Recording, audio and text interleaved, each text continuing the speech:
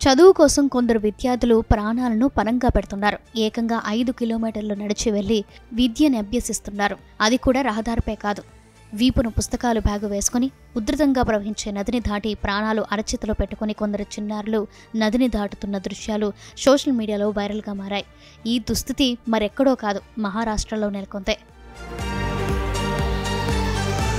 మహారాష్ట్రలోని పాల్ఘడ్ జిల్లా వాల్డా గ్రామంలో పిల్లలు చదువుకోవాలంటే 5 కిలోమీటర్లు నడిచి వెళ్ళాలి. అదే రఖాడీ నదిపై నిర్మించిన ఆనకట్టపై నుంచి వెళ్తే 3 కిలోమీటర్ల దూరం తగ్గుతుంది. దీంతో వానైనా వరదైనా ఆ ఆనకట్ట మీదగానే విద్యార్థులు స్కూల్కి వెళ్తుంటారు.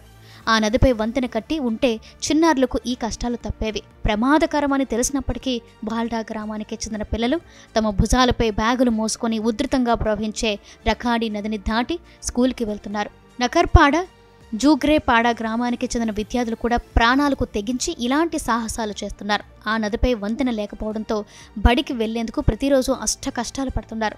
మరోవైపు రఖాడీ నదిపై వంతెన నిర్మించాలని ఎన్నాళ్ల నుంచో గ్రామస్తులు డిమాండ్ చేస్తున్నారు. కానీ ఫలితం లేదు.